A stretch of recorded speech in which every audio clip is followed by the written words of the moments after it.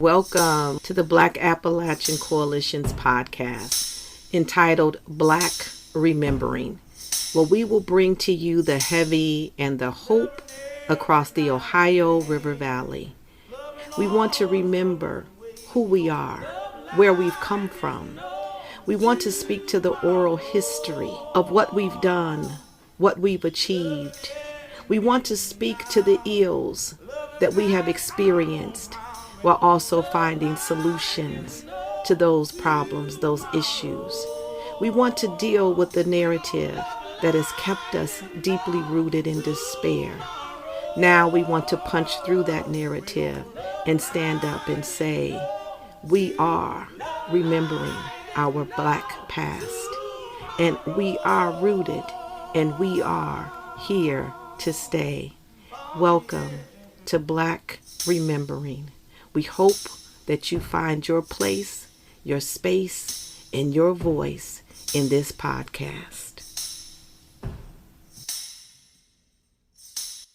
Hello, beautiful people. Welcome to the BLAC Blac Re-Membering podcast, where we highlight the heavy and the hope. The Black Appalachian Coalition, or BLAC, is a nonprofit organization founded by Bishop Marcia Dinkins. My name is Nita Jade, and I'm co-hosting today's episode with a Black fellow, Marie Cochran. To find out more about the Black Appalachian Coalition and BLAC Fellows, visit our website or check out our social media pages listed in our show notes. Today, we are honored to host Ms. Phyllis Utley, a living legend and a humble pillar of the BIPOC community in Asheville, North Carolina. A lot of the work that Ms. Phyllis does is behind the scenes. It's the groundwork. It's the work with a capital W, right? Ms. Phyllis has co-led community healing sessions for trauma associated with racial terror. And according to the Urban News and the Mountain Express, she's worked with CoThink, a Western North Carolina specific giving circle that invests in accelerating positive changes in communities of color, the Foundation for Indigenous Americans, the Center for Diversity Education, the Center for Participatory Change, the Hispanic Alliance, the Black and Latino Filmmakers Coalition, Alternate Roots, the African American Heritage Commission, and the AB Tech Minority Student Leadership Academy. She is a 2020 SEDEC Award recipient and currently a community liaison for the Racial Justice Coalition, or RJC for short. Welcome to the show. Hey, it's so good to be here. I'm excited. Thank you for having me. It's life is quite a journey, and we're all change agents, and things are happening right before us, and we're in the midst of it. We're in the plane. We're building the plane, and it's flying in the air, and look at where you go. So, yes, it's an exciting time. Thank you. Thank you. We appreciate your time and willingness to share with our Heavy Hope listeners. And now, Ms. Phyllis, I don't know if you remember me, but I definitely remember you. You are the reason why I call my Queen Mother. And I'm grateful to you for introducing me to a new way of honoring her. It is literally the way that I address her on Mother's Day cards, on any letter that I write her, in my phone. Thank you for that. All right, I'm gonna get my personal tangent out the way. Let's dive right in.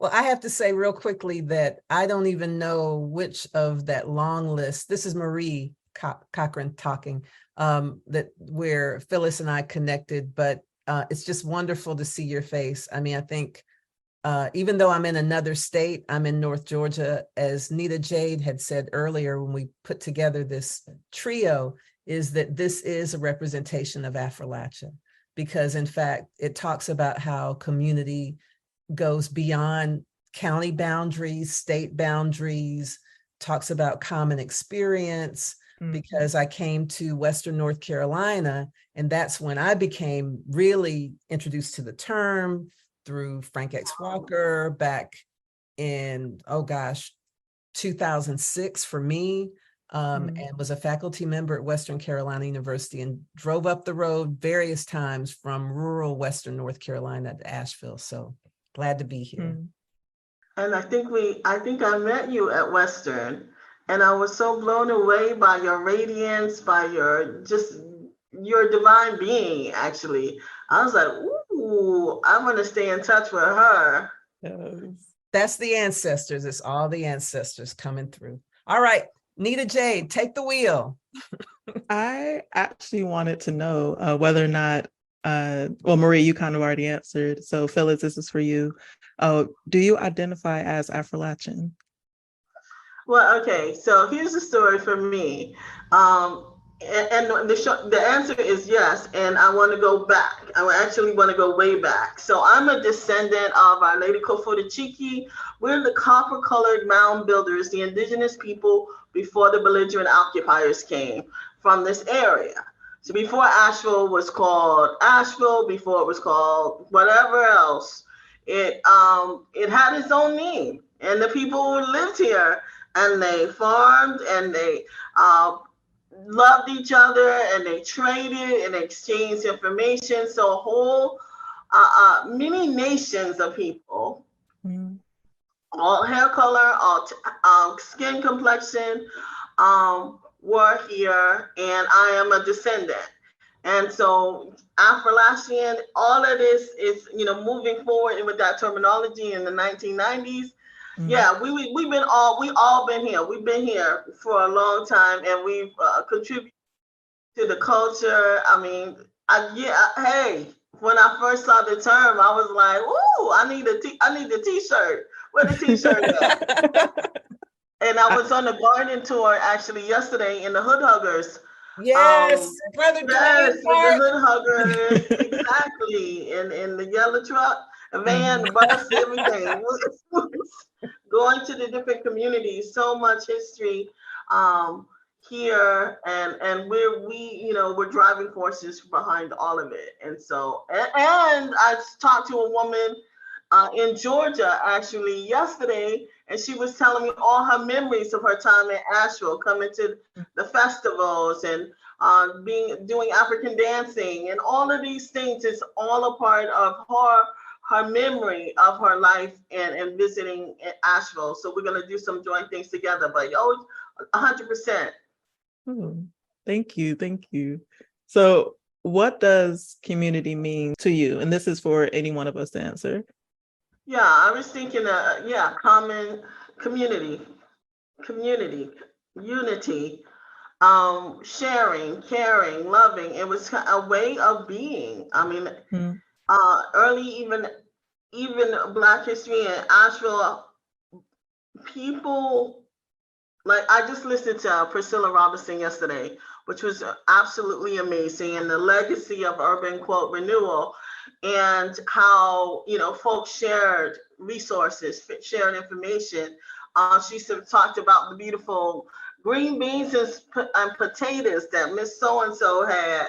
That was such that to comfort to people, and there was no separation between like the school and the community. That everybody knew each knew each other's families and things of that nature. And I see that in myself and my lived experience too, with the community of an entity. We all are part of it, and everybody has their place, their gift, and we share those things. And right, we support each other in the good times and the highs and the lows. I went to Chuck E. Cheese for the first time at a 3-year-old's birthday. Okay, and that community, the prison, and I helped him get acclimated to the academic world, and now he's doing amazing things. So it's like, wow, right? This is community. Thank you. And I think you really represent that so well, Phyllis, because even in your answer to Nita Jade's question about the term, is we embrace several terms. And I don't want to go back over too much, but for people who may not in this podcast have heard it before, that whole creation of that term created connections that people had not considered before. Yes. Because I know for a fact, being in Western North Carolina, it was like, ding, something went on in my head, because I knew about my experience in Northeast Georgia that was very distinct from my friends in Atlanta that I knew. Because I was a first generation college student and I was rural. No matter how I sound on the telephone or whatever, it's like those experiences defied some of the terms that I had been able to use before. And when I saw that term, because, I love country music. I had grown up watching Soul Train and Hee Haw and loved both of them. And so those peculiar kind of mixes, even when you talk about green beans and potatoes, we can talk about different kinds of foods that, we eat here, or, the way we eat beans and cornbread, that may or may not be as the easy, quick connection to collard greens and greens. It's like, there's all these different things, but could you talk about how being in, and I know I'm going a little bit in a different direction, but we'll have another line of questions that can get us back, but how being specifically in Asheville has affected your definition of community? Has that played any part in the way that you define community?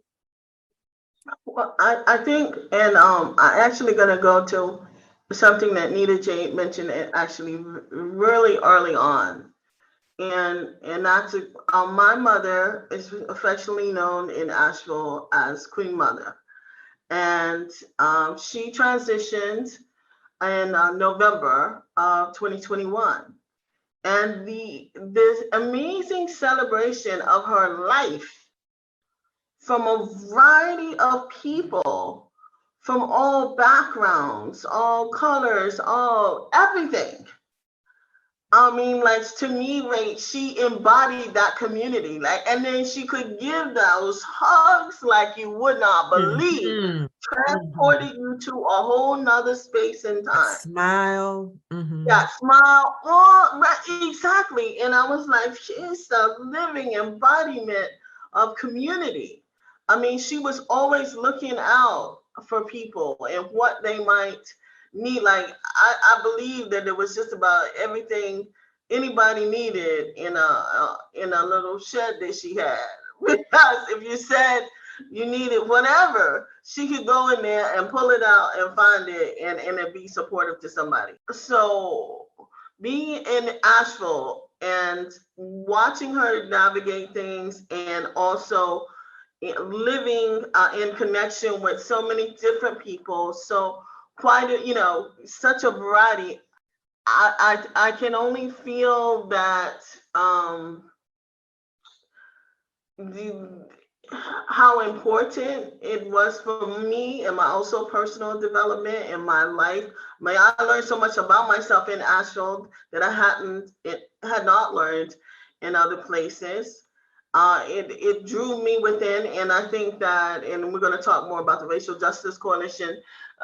It also represents a place of connection for people to learn and to grow together, because in order to change anything or be the catalyst for change, we are constantly evolving and growing and developing, and we need each other in order to do that, to help each other in the process. And so it's been a very beautiful, painful at times, joyful at times, all of the things, like the song with sunshine and rain, joy and pain.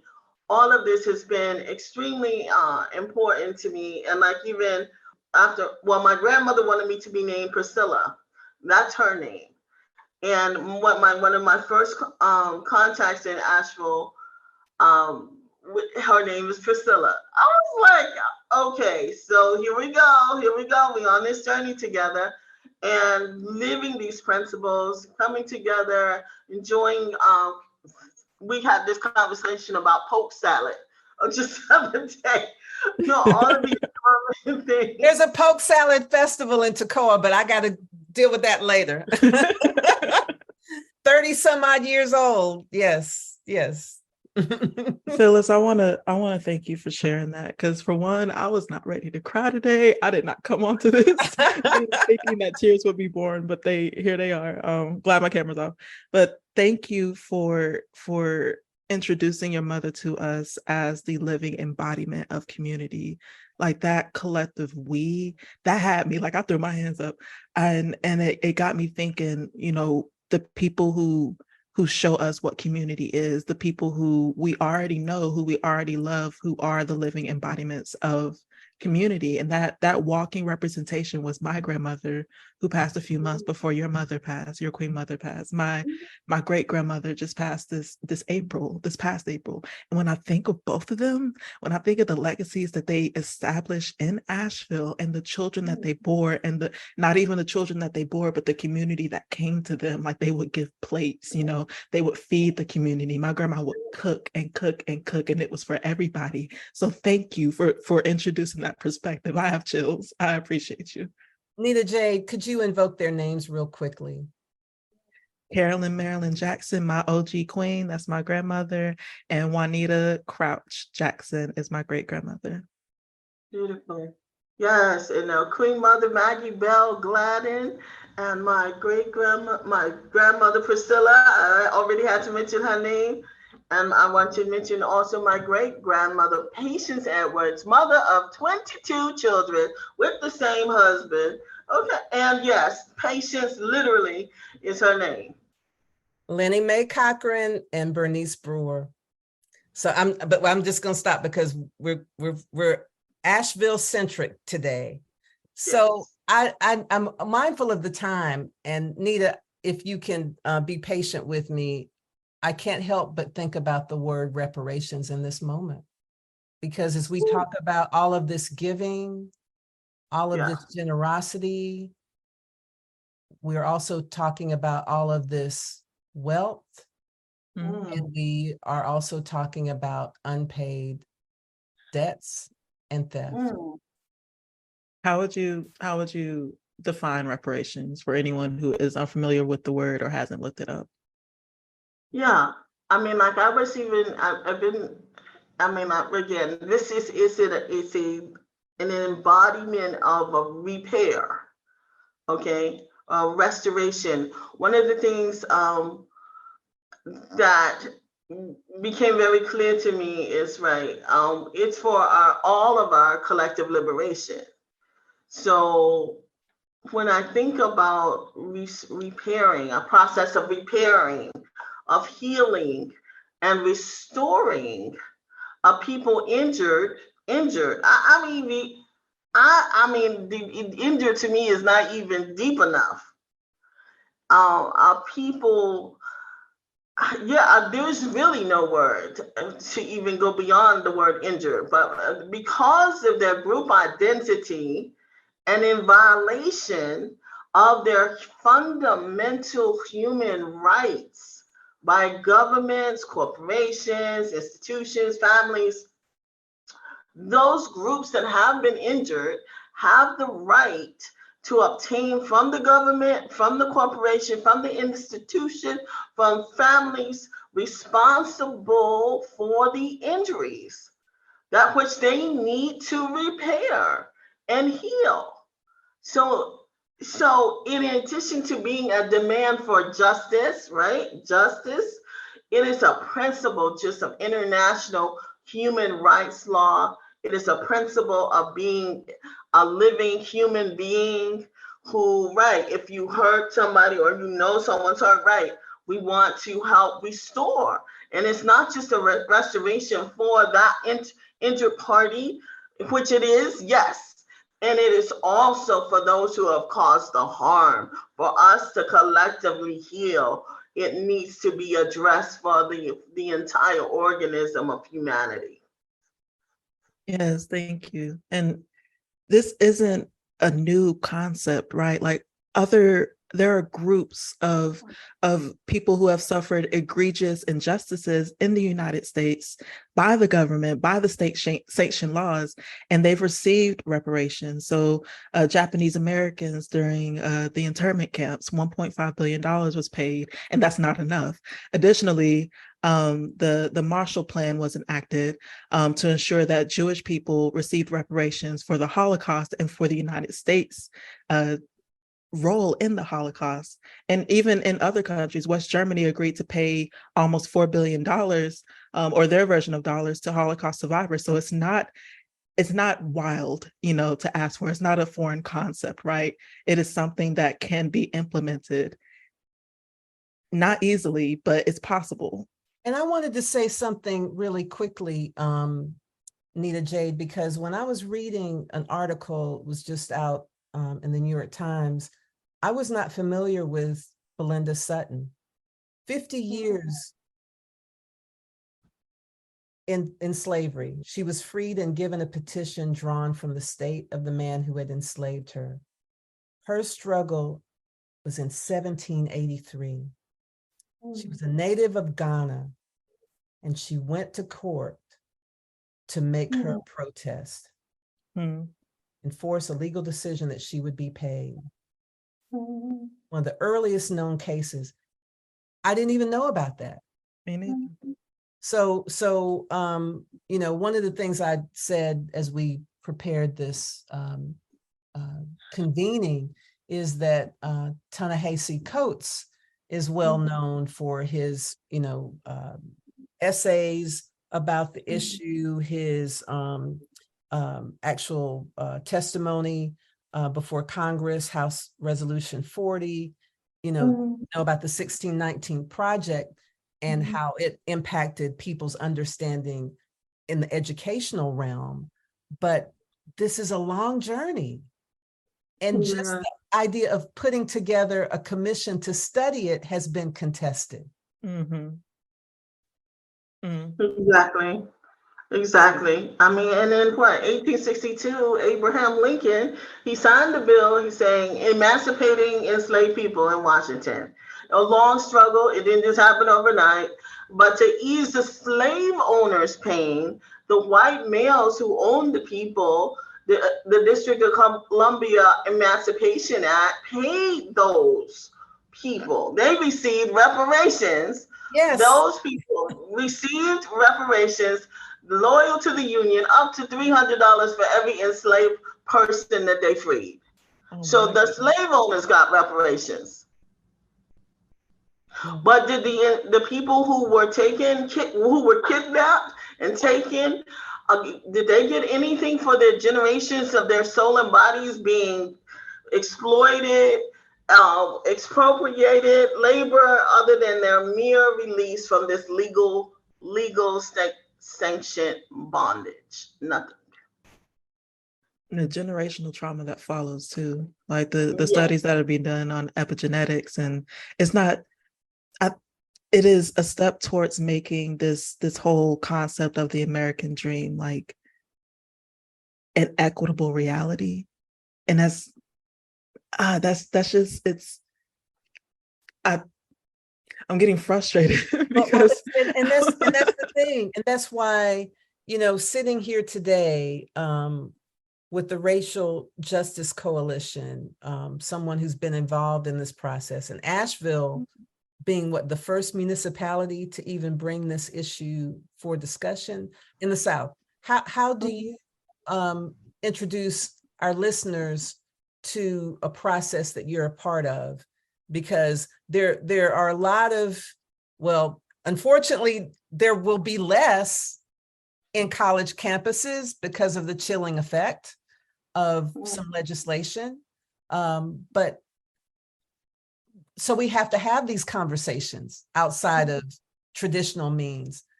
Introduce the listener to being an actual part of a process other than what we might think of as academic conversation about the topic. Yeah. Well, so in 2020, the city of Asheville and the county government, Buncombe County, apologized to the Black community members for the hundreds of years of harm that they had inflicted and been complicit in. Of course, it seems like a debt that's impossible to pay, but in order for healing, for community healing, first there's apology necessary, that to actually admit that this was something that happened and that caused so much harm. So that's a step. And so there was a commission that has been brought together of people from all different aspects of the Black community in the city of Asheville. So we have and the definitions of reparations, let me go back to that just for a moment, that the city has used is the action of repairing something, the making of amends for wrong or injury done. The making of amends for a wrong one has done by paying money to or otherwise helping those who have been wronged. So in an effort for the city of Asheville and the Buncombe County to repair the harm, number one, admit that the harm was done by decades of discrimination, the city manager and the staff had recommended a three-phase process that included information sharing, because we know that even the step of sharing information is, and actually in its own right is a step on reparations, because just sharing information has not always been a process. And so information sharing and truth telling. There was the formation of this reparations commission, and who will be putting together a report of short-term, immediate, long-term goals. They're going to finalize and present this report to the city. So the commission members are divided into impact focus areas as far as the criminal justice, economic development, education, health and wellness, housing. And there's a schedule. If one were to even Google Asheville reparations, you will get the information that lists when the meetings are. They're public meetings. Public input is extremely important. This month, July, the reparations commissioners are coming together and having a retreat to analyze some of the findings that they've come together in their separate groups and their separate impact focus areas. So they're responsible for analyzing detailed information on these specific areas. Their work groups will be comprised of fewer than 13 voting members, and they are working diligently to come together, reviewing all the harm that has been done to make recommendations for a level of repair. So it's hard work. It's just hard. It's emotionally difficult, because we're also not talking about something that is so far back that you don't have living people who watch the things happen right before their very eyes. Right. I mean, it's living people today, even, who were in the midst of such devastation, and that continues in different ways. So I just want to make some quick names to bring this to picture. And now I'm step back because I know Nita Jade has lots that she wants to add to this. But I think about people like Dr. Dwight Mullins, who has been consistently as one of the first Black faculty members at the University of North Carolina, Asheville, doing a Black paper each year so that there's actual data. You know, he's a sociologist. So it's not like that has to be done. And we already know about, immediately gentrification issues, urban removal that took place. So even on a very basic level, we talk about issues of land. Nita Jade was talking about how, white citizens have been given, a leg up in various ways. The Homestead Act gave white residents land from indigenous people and encouraged European immigration based on that. So, we take these little pieces, but land all by itself is something tangible that could come out of this. So I just wanted to share that, because we will have links to all of the things that you've mentioned so that people can do some more study and follow along. But I just wanted to insert that into the conversation. But Nita Jade, I know, is ready to roll with some other things that might help us with this conversation. Yeah, well, thank you for bringing up even the specifics of land, because when my mom, she moved to a county outside of Buncombe County, but when she visits Asheville, she's always mentioning, oh, this is different. I don't recognize that. You know, this is the street that I grew up on, but it looks completely different. So it's almost like the violence of having what you grew up in, like being removed, and you not really having a say in that. But I do want to ask, what is the Racial Justice Coalition, and what role do you play, Phyllis, and how do our listeners get involved? Yeah, absolutely. Yeah. I also want to mention when the city government decided to make this reparations in Asheville, their resolution number 2128, supporting community reparations for Black Asheville. Whereas Black people have been unjustly enslaved, whereas Black people have been unjustly segregated, and whereas Black people have been unjustly incarcerated, and have been denied housing through racist practices in the private realty market, including redlining, steering, all of the things, denied housing, consistently and widely impoverished by discriminatory wages paid in every sector of the local economy. All of these things, this was all a part of actually the resolution from the city government.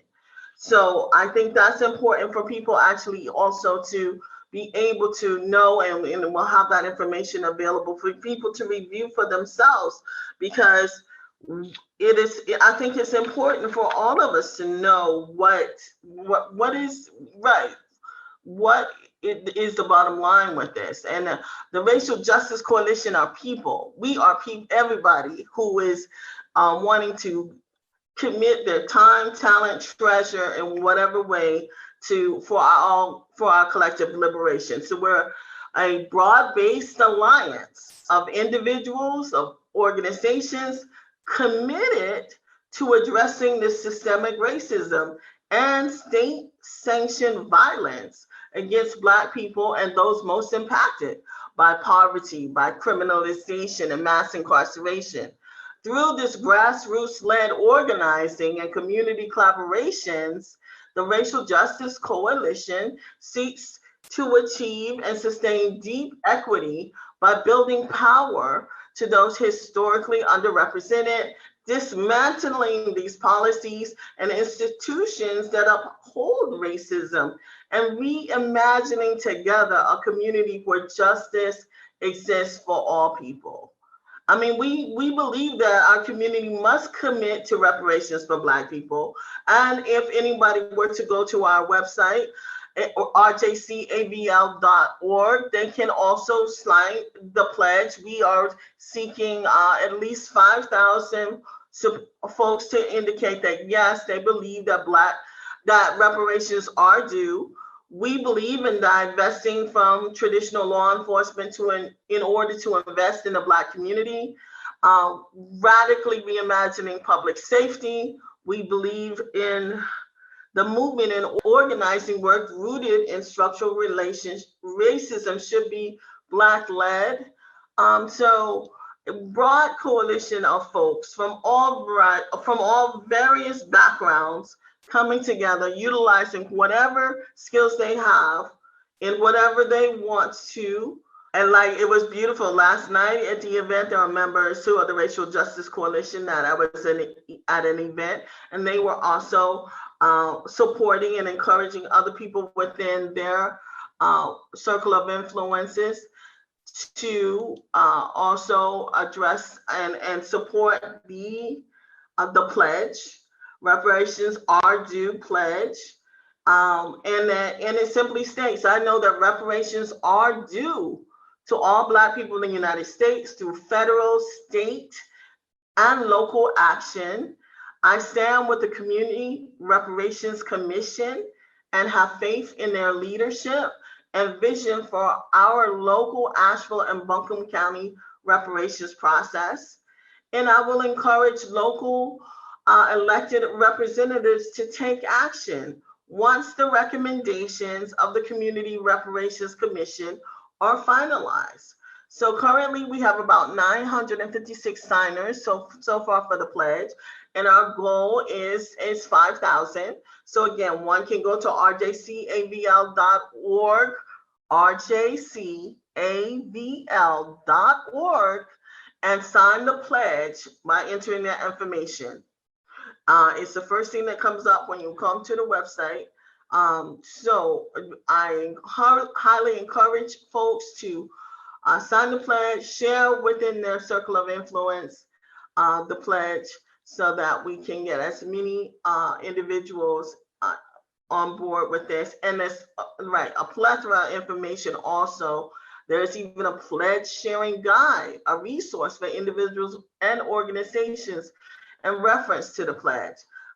Different ways people can get involved if they want to be a part of the Racial Justice Coalition to help reform our city. So we're about bringing people together to invest in reimagining an anti-racist Asheville. And so, and this is right. This is specifically what we're doing here in Asheville. We're all a part of a much broader ecosystem statewide. There are folks in other parts of the state that are working on this. There's the national, and there's like California earlier this month submitted their statewide reparations report. And I was blessed to go to an international event in Baltimore, the State of the Black World, and to like sit in that space with other people from RJC and listen to all over the world, the Netherlands, France, okay, all so many representatives from Black communities on a global, right? So this is a global issue, and we're doing our part in this part of the world in which we live. And then when I was there was the Align, a Light, a Rise conference that was in Atlanta. A Light, Align, a Rise, advancing the movement for repair. It was a national conference. Many of the of our core team with the Racial Justice Coalition were present there. Was sponsored and produced by Decolonizing Wealth Project, brought together key stakeholders from across the reparations movement for collaboration, alignment, and healing. And so, this is what's happening here, part of a broader, larger thing, and exciting to know that, right, folks are watching what happens here, not just us, but many people. Thank you. I just want to interject, and I'm going to make this short because I think that it's important, because we talk about from the heavy to the hope, that you're talking about making this connection in Appalachia to the world. Sometimes we just need to say it out loud, because in the day-to-day, when very often people just want to talk about demographics and percentages, people feel powerless, but we're not. I always say, and I'll say it 1,000 times, it's my little tagline: small numbers, huge impact. Because that's us. And what's so distinct about Asheville, it's its progressive standing. And it's not based on just electoral politics. It's the land. It's the former boundary. It's all of those things that you mentioned earlier. Because I just, I like to invoke people, but when I first arrived, I heard about a Terry Bellamy, the youngest, first Black mayor in Asheville. So there's all of these things that we always have to invoke to talk about how this is a continuum. No matter how you may feel about things in isolation, it's about building momentum. So I just wanted to put that out there. Yes, thank you. This conversation. And thank you for mentioning Mary Bellamy, because she definitely made history in Asheville, like we are currently doing, like the RJC is doing. It's a movement, and if anyone out there who wants to be an ally, or even better, wants to be a co-conspirator, jump on in this movement. Come on with us. Sign that petition. That is definitely doing something, something that doesn't take a whole lot of effort, but that definitely takes intention. You know, you have to like sit down and say, okay, I want to support, I want to be a part of this, I want to co-conspire. And after you make that decision, you can go to rjcavl.org and sign that petition. I'm gonna hold y'all to it. I'm gonna do it too. And I thoroughly believe in doing what you can from where you are, you know, and that's something that anyone can do right from your phone, right from your living room. Yes, and thank you for that, because that's real. And you don't have to live in Asheville to say that you support this work in Asheville. So that's a key part too. It's like we're all in this together. So thank you. Yes, I love that. That was a question in the back of my head, so I'm glad you brought it up. So y'all heard it here. Even if you don't live in Asheville, North Carolina, you can still go to rjcavl.org and do what you can from where you are. I have thoroughly enjoyed having this conversation with y'all. Like I don't know what I expected, but I'm leaving full. I didn't even know I was hungry. So thank you. I love to end each episode by asking our featured guests to drop some knowledge on us. So Phyllis, do you have any nuggets of wisdom or even a call to action that you'd like to leave with our listeners? Thank you. Thank you for that. That everybody can do something. None of us can do it all, but we all can do something. And my mama used to say, big doors swing on little hinges. So whatever part you can play and right, this simple stuff of signing the pledge, this, will have huge impact, and this will help make a difference. So that's what I want to leave with. Is that even that act itself is an act of repair, a step towards repair. So thank you for that, for your willingness. And I'm excited to be in this space with such radiant change agents. And I thank you so much.